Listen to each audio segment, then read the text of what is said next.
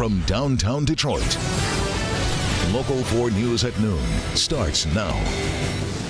Good Friday afternoon, everybody, from the local forecasters. Frigid Friday, a few flakes pale in comparison to a weekend storm heading our way. All right, Brandon, and we are following breaking news from West Bloomfield. That's where a woman's body was found inside a burning car.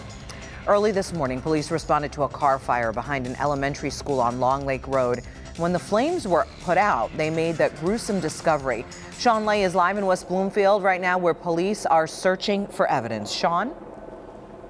Sandra, very active scene here and in 2 other places in West Bloomfield right now. First of all, this is Orchard Lake. You see a patrol car here, but look beyond the patrol car. That's the Oakland County dive team. They are getting set to go in that frigid water and start looking for evidence that is likely connected to this homicide. If you follow me this way, here's Orchard Lake. Long Lake is right around the corner if you know the area. The neighborhood back there, just a half-mile away. Police are on scene there at a house as they investigate and look for clues inside a house there. Here is the very latest about what we know, what's happening here in West Bloomfield today. At 1:25 this morning, a fire was reported behind the vacant Pine Lake Elementary on Long Lake Road. Police and fire arrived. They found this car fully engulfed. Once the fire was out, a horrific discovery was made. The remains of a woman's body were found in the car.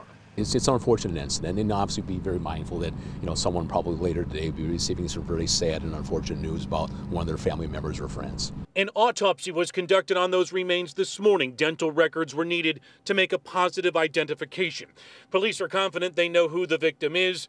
This case is a homicide, and police have been speaking to the victim's family.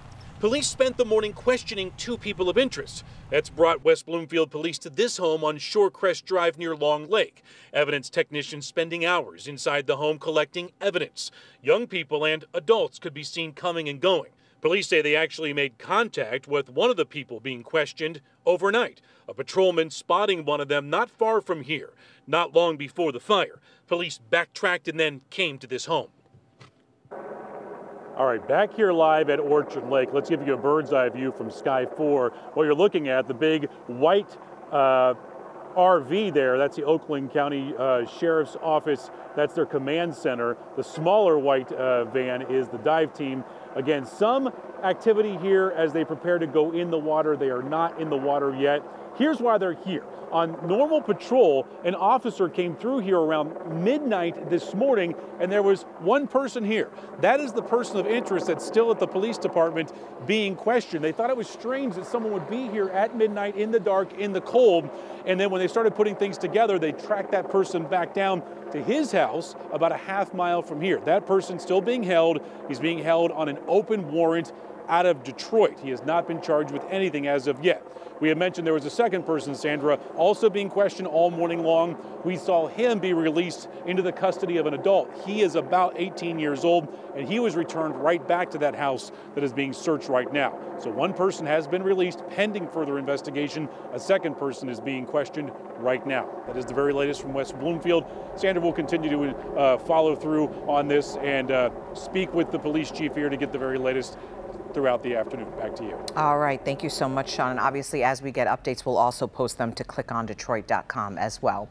Also breaking at this hour, a West Michigan man has just been sentenced to prison for the murder of his 4-month-old daughter. Catherine Phyllis, known as Baby Kate, went missing in June of 2011. She has not been found since. Well, just about a half an hour ago, her father, Sean Phillips, who was found guilty of second-degree murder in connection with her death, was sentenced to 19 to 45 years in prison. We're going to have reaction from the courtroom. That's coming up for you on Local 4 News starting later today at 5 o'clock. Well, as we have been telling you, we are waiting for the snow. Brandon, what kind of snow are we thinking about here for this weekend, especially Sunday, right? Yeah, Sunday into Monday will be our first winter wallop of the season, and information is still coming in. We are gathering it, and we'll share that with you coming up. I want to get you set for this Friday. We have our warm spot at Metro Airport, 32. Ann Arbor's 30. Temperature in Pontiac in our north zone is 28. Our south zone, Adrian, 27. The wind's still strong enough to keep some wind chills in the teens, so we need to keep the winter garb around, and we need to get those shovels and snow blowers out as we head into the weekend. Most of the snow is pretty light for today. We're even getting some pockets of some sun. Heavier snows are out west and up north across Pure, Michigan, where we have the winter weather advisories and winter storm warnings still until 4 p.m. And that is from still accumulating snow and dangerous wind chills. You see areas around Traverse City. Some of these could stream into our north zone as a little bit heavier snow, as we saw yesterday, with reduced visibility and quick icing on the roads. Also, as you head over into Ann Arbor, maybe down to Adrian, a better chance of seeing that. But we should all be prepared for some of these snow showers to gather a little strength here and there. Coming up, we will talk about that Sunday snow that's stacking up. All right, thank you, Brandon. We are learning new information today about that 50-car pileup on I-96 in Fowlerville. A couple from Ann Arbor was among those killed. A 28-year-old man from South Florida also killed. A total of 53 cars and trucks were involved in the crash. Right now, it's believed whiteout conditions caused that accident. The investigation continues. Drivers in Oakland County, you should be aware of some construction projects affecting your drive this weekend. Northbound I-75 is going to be down to one lane between Coolidge and Square Lake. That's until 3 today. And then tomorrow, southbound I-75 is going to be down to one lane between M59 and Coolidge. That is from 6 in the morning until 6 in the evening. And then on Sunday, the left lane will be closed on southbound 75 between 11 Mile and 696 from 8 in the morning until 5. That's as crews work on the roadway. Police are investigating on Detroit's east side after a woman came home and found her boyfriend dead inside their home. This happened on Westphalia near 8 Mile and Shaner. We're told that woman came home around 2:30 in the morning. She says she found her 27-year-old boyfriend dead from an apparent gunshot wound. Police tell us right now their investigation is ongoing. Dylann Roof back in court today for day 3 of his death penalty trial for killing 9 people at a South Carolina church last year. Yesterday, jurors were shown this chilling video of Roof leaving the church with a blood-stained T-shirt. This was after the shooting. Today, more emotional testimony is expected. That's before prosecutors play Roof's recorded confession from an earlier trial. Roof is currently facing 33 federal charges, including hate crimes and murder. President-elect Donald Trump heading to Louisiana today to campaign for a Senate candidate in a runoff election tomorrow. But first, another cabinet interview this morning, this time with a Democrat. This week, Trump has been forced to defend his pick of top business executives for spots in his administration, saying he wants the best of the best. They haven't played by the rules, and I know it's time that they're going to start. President-elect Trump on China at an evening rally in Iowa. Iowa's governor with close ties to China is Trump's choice for ambassador. Better to like China if you're going to be over there. Do we agree? Mr. Trump defended stacking his cabinet with millionaires and business executives. The greatest collection of stooges and cronies and misfits we have ever seen in a presidential administration. Rather than draining the swamp, he is now filling it up with hungry crocodiles. I want people that made a fortune because now they're negotiating with you. Okay? People like fast food executive Andrew Puzder, his choice for labor secretary. Puzder's favored foreign workers and automation. President-elect's heading in the direction of the bosses, not of the workers. Even conservative Breitbart News is against him. Madam Secretary, do you think fake news cost you the election? Thank you, guys. Good to see you. Hillary Clinton showed up for an event on Capitol Hill and told Congress to do something about fake news. This isn't about politics or partisanship. Lives are at risk. She spoke to the D.C. pizzeria owner who received threats after his restaurant was targeted in a conspiracy theory tied to Clinton's campaign. And Trump will be in Grand Rapids tonight. It's all part of his thank you rally. That event starts at 7 tonight at the Deltaplex Arena. We're going to live stream it for you on clickondetroit.com. Nearly 800 Ford employees volunteering all across Metro Detroit today for the final Ford Accelerated Action Day of 2016. Ford workers are volunteering at more than 60 different spots today. It's all to help those in need. At locations from Ann Arbor to Detroit, employees are helping feed the hungry. They're sorting food through food banks and also volunteering time at shelters as well. Today, by the way, was the 4th Accelerated Action Day put on this year by the Ford Volunteer Corps. Still ahead here on Local 4 News today at noon, a dangerous high-speed chase involving a semi. The 40-minute chase came to a startling end. Find out what police are now saying about that driver. Plus, political turmoil in South Korea. Lawmakers voting to try to impeach the nation's first female president. What prompted the action and what the president is saying now. But first, new information into the deadly hot air balloon crash in Texas. The NTSB meeting in the nation's capital, what they want to know from witnesses who saw that balloon go down. Okay, so this is one of those stories that makes you say, wow, these teenagers, where do I get teenagers like this? Great way to end the week with a story about a group of teenagers. They have an entrepreneurial spirit and a really great heart to help others. Well, I think you're going to like this. It's a great way to start the weekend. I'll see you today at 4 on First at 4. If you're reliving a tragedy, today people who witnessed the Texas hot air balloon crash earlier this year are talking about what they saw at a hearing in Washington, D.C. The accident happened on July 30th when a hot air balloon collided with power lines before eventually catching on fire, killing all 16 passengers on board. Today, the National Transportation Safety Board holding an investigative hearing, and they are reviewing whether proper safety protocols were followed. A big decision today in South Korea as lawmakers voted to impeach the first female president in the nation's history. The vote starts a 6-month-long countdown for South Korea's courts. 6 of the 9 justices need to vote in favor of the move for the impeachment to eventually be finalized. The last time a South Korean president was impeached in 2004, the court overturned that vote. In the meantime, Korea's prime minister will take over duties as acting president.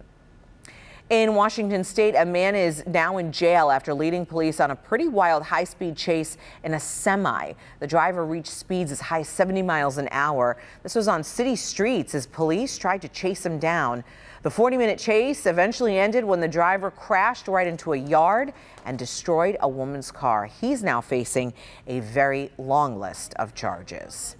Coming up here on Local 4 News at noon, Emma Stone and Ryan Gosling teaming up for a movie that's already getting lots of Oscar buzz.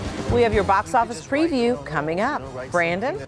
Sandra, it's all about the Sunday storm heading our way. Every source we're checking is upping the ante on snow totals, and we're going to run some of the models for you. Take a look at the snow that will be stacking up, maybe not just once, but twice in the 7-day. Helping patients cope in the hospital.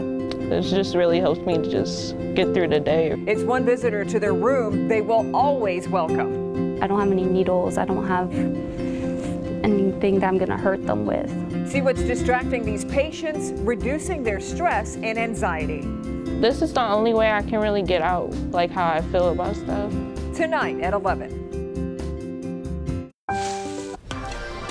Well, let's get right into it. This is our first potential big storm of the year, of the season, I should say, and certainly don't want to sound the panic alarm for anybody. More and more information will be coming in for Sunday's storm, but we want to make sure we give you the latest and greatest information that we're getting. Right now it's 32. The west winds are at 13, so it feels like 23. As we look out west, anybody still having to travel on this Friday afternoon could still run into some trouble, both near Kalamazoo, Battle Creek, Grand Rapids, Holland, Muskegon, but also up near Traverse City. Until 4 o'clock, these winter weather advisories and winter storm warnings are in effect for several more inches of snow and dangerous travel. It's all lake effect and impacting parts of the state. The thing about the Sunday storm, it's going to impact all of us, a much more widespread impact, and that's the importance. Today, again, right where we're at, 32, about as good as it gets. Snowy at times, not as bad as yesterday. The winds aren't nearly as strong, so we're not getting those long fetches or stretches of the really heavy snow, but still possible to get one or two of those, and we need to just be on our toes. 20 degrees overnight and still a few flakes a-flying. There's radar right now, and you see some of that lake effect snow. But, of course, we need to focus on the system that is still organizing out here to the west. So that is our main focus, not to ignore what's happening here and now. In fact, I think our north zone and parts of our west zone and down near Lenawee County will probably have the lake effect snow impacts today that could be of the limited visibility type. And tomorrow, as we head into the afternoon, fewer and fewer of these lake effect strips coming at us. And then here comes the big system. It's after midnight on Saturday. Early Sunday, we wake up to several inches, and then a little lull in the action could get even heavier as we head into Sunday evening and Monday. One of our computer models into the I guess near midnight Saturday just shows that less than an inch of lake effect stuff, and then this dark blue right here matches up with 6 to 12 inches of snow possible. This is a different model that is on a little bit lower side, from 4 to maybe 8 inches of snow in the area. And even the National Weather Service sort of upping the ante on what they believe will happen. And so given all of the details, I think at least 4 to 7 inches in a couple of different waves on Sunday, early in the morning through mid-morning, and then again through the evening and early Monday. Could it be a snow day Monday? Well, certainly if we're on the high end of the predictions. We're going to see another storm with several inches possible. Sandra, that'll be Tuesday night into Wednesday. Thank you, Brandon. Damien Chazelle is a relatively new face in Hollywood, but you know what? The writer has already made his mark with dark screenplays. Screenplays like 10 Cloverfield Lane and also the Oscar-winning Whiplash. Well, now he turns his frown upside down as he gets ready, and he sets Hollywood heartbreak to music in a new film this week. NBC's Raphael Seth has the box office preview. You're fired. It's Christmas. Yeah, I see the decorations. Good luck in the new year. Emma Stone and Ryan Gosling walk the Boulevard of Broken Dreams in La La Land. This modern musical reunites the crazy, stupid love stars for a dance through the Hollywood meat grinder, but they soon discover that the only thing more powerful than love may be success. La La Land is rated PG-13. You're a piece of work, Elizabeth. I was hired to win. Jessica Chastain makes capital gains in Miss Sloane. She's a Washington lobbyist with all the tactical subtlety of a suicide bomber, but when she decides to take on the most powerful group in politics, it's a move that could leave her career and her reputation in ruins. Miss Sloane is rated R. If by some miracle you can close Walter Davis and his $14 million account, your jobs are safe. A holiday miracle starts with vodka and bad decisions in Office Christmas Party. This ensemble shenanigan has Jennifer Aniston threatening to close an underperforming branch of her tech company, so TJ Miller and other employees decide to show their best client the best night of his life and party like their jobs depend on it. Office Christmas Party is rated R. Raphael Seth, Local 4. Still ahead here on Local 4 News at noon, helping children who need it most, one doll at a time. Find out what makes these baby dolls so very special. We'll be right back. Back in March, a family in California lost their daughter to a battle with cancer, and now they're honoring her memory. After 6-year-old Desi Sechin died, her family designed a doll that looks just like her to give other kids struggling in the hospital. And along with the doll, the family has also set up a foundation in her name, in Desi's name, to help kids fighting cancer. What a wonderful thought. That is great. Yeah, fantastic. It will live on, too. Thank you so much for being with us today for Local 4 News at noon. We hope you join us again starting at 4. Snowy Sunday.